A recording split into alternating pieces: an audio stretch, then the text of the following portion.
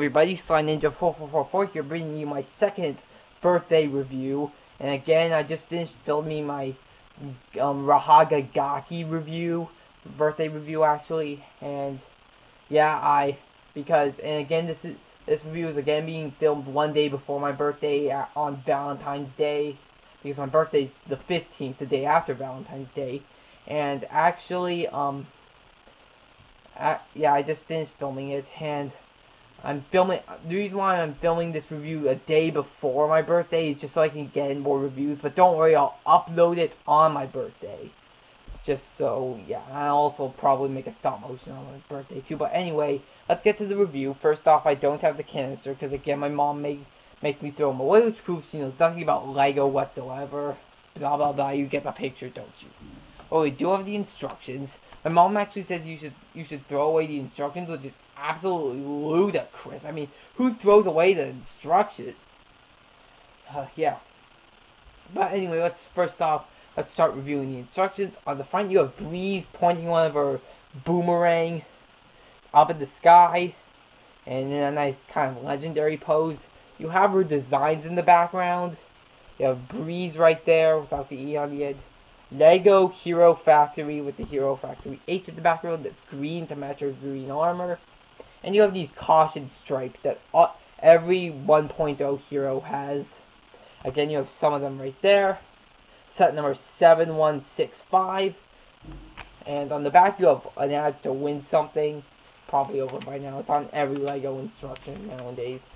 Anyway, you open it up, you have an ad for Hero Factory 1.0. You have the 1.0 hero standing in front of Maka Hero City. HeroFactory.lego.com/confidential/Natalie Breez. Yes. Alright, so then you start building your torso. Put in the hero core. Build the head and mask.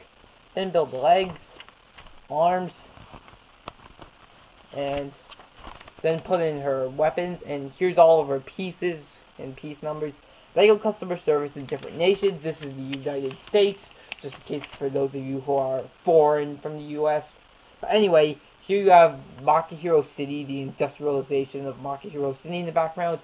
And you have Stormer 1.0 fighting Von Nebula. Turn the page. Another ad for Hero Factory, Lego Hero Factory, Stormer right there in Maka Hero City. And then right there you have the designs for Stringer 1.0. And then there you have the designs for the Furno bike. And there's a sky-high view of Maka Hero City. There's Maka Hero City there. Again, you have HeroFactory.lego.com. And an ad for the Lego Tub. And those are the instructions. Again, these are bite-sized instructions. They're actually smaller than the Glatorian size set instructions. So yeah, but anyway, that's with the instructions, and now let's move on to Breez herself. Alright, so first off the reason why a lot of people like the new 2.0, 3.0, 4.0, 5.0, and so on Hero Factory sets is because the 1.0s don't have posability, they don't have bendable limbs, and they're also Matoran size sets, even though the 2.0 sets are pretty much only have like 10 more pieces than the 1.0s, but still, well, I kind of do like the 1.0s better than the 2.0s actually. The reason why is just because the 1.0s have more of the classic Bionicle design like pieces. You have pieces that could have been used for Bionicle, whereas like once you get into the 2.0s, you have all these new pieces. Basically every single piece in the 2.0 sets is a new piece, and it was never used in Bionicle before. I mean, these are supposed to be the successors of Bionicle, and they basically aren't anymore. So yeah, but anyway, onto the review. You have basically have the new foot. Well, it was new back in the 1.0 days, but they have the jets inside. Kind of reminds me of the Mystica. And you have this leg armor that resembles ripped pants a little bit. That's cool. And you have the rookie 1.0 rookie chest plate. There were 6 heroes back in 1.0, but there were only 4 different chest plates, because this one chest plate right here was used for all 3 of the rookies, while all of the Alpha team had a different chest plate. The only difference was this chest plate was used for Breeze, Surge, and Inferno. The only difference is the color scheme. Whereas Stormer, Stringer, and Bulk all had different chest plates than this and different chest plates from each other. So yeah. And also you can put the weapons on the arms. They fit perfectly. They're designed perfectly to fit on these arms. And obviously you can take them out, but they're kind of the downside is that since these are rubber weapons, and especially if you bought this set brand new, they're kind of a little hard to take out. Alright, so yeah, but still you can put them in her hands like that, and they can be like harpoons. And actually, if you look here, look at this one. This one's kind of broken right here. This right there. It's just because that I was trying to get it out and I broke that. But still, it's not bad. I won't have to order it off of Bricklink or anything. But anyway, you have the helmet that kind of resembles a wasp or something. And again, this helmet was actually used in the 4.0 version of her because because basically I do quite like the 1.0 helmets. They kick ass against the 2.0 and the 3.0 helmets any day.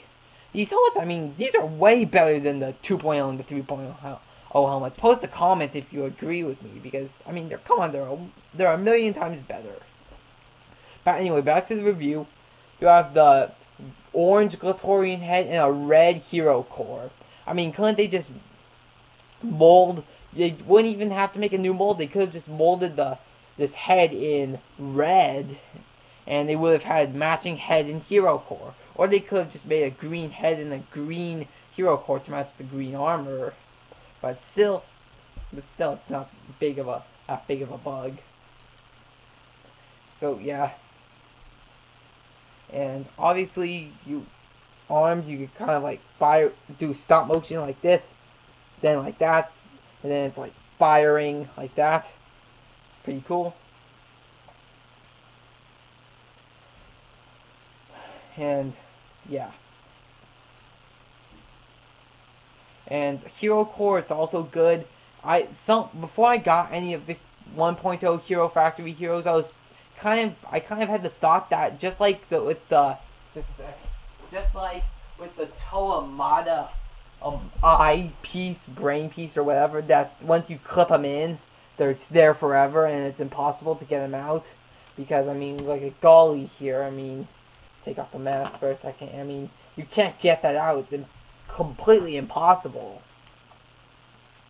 But you can easily take out the hero core. You just get your fingernails under there and see, like, easily comes out once it's in. I mean, yeah, that's better than the Toamata heads. Once you come in, it's impossible. I mean, yeah, that's a million times better. I mean, I'll just put Golly side right here next to me while I finish the review. Well, yeah.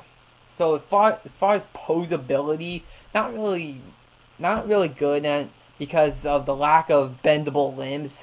In fact, in Bionicle, the first ever Bionicles to have bendable limbs were the Roxy, but they only had bendable legs, not bendable arms. And Toametru, they had all 4 bendable limbs. Hordika had 3 out of 4 bendable limbs, and it wasn't really until 2006 where bendable limbs became a huge necessity. But now, since they're Matoran-sized Hero Factory heroes, kind of with no bendable limbs, kind of back to square one when you have no bendable limbs, no posability, no nothing. So yeah. And yeah, but anyway, now it's time to rate her. What do I rate her? I think I'll rate her an 8 out of 10. She's not the best hero. I think she's the second best. Surge is the best. In fact, a lot of people are actually liking. Now, at first everyone wanted Stormer and Inferno because they were the main characters, and now basically I think Jim and Bob Productions says that Inferno is no longer the main character. It's now basically Rocka is the main character, and Rocka wasn't. If you watch Savage Planet, the Savage Planet movie, you would learn that he was made as a 3.0 hero. He didn't exist back in the days of the 1.0's storyline. He was born with the upgrade, which means he was basically a hero. The upgrade built him. He didn't exist back when they fought Von Nebula and Fire Lord. So yeah, but anyway, now 8 out of 10 for Breez. Definitely get her if you still can. I mean, a lot of people are complaining that 1.0s suck ass compared to the 2.0s, but I mean, still, I like the 1.0s just because they use pieces more suited to Bionicle. Probably the only reason why everyone likes the 2.0s more is just because they have better posability. I mean, if they if 1.0s had bendable limbs, or if 2.0 did not have bendable limbs, people probably could care less on which is which. So basically, 2.0 is the only reason why people like the 2.0s better is because they have bendable limbs.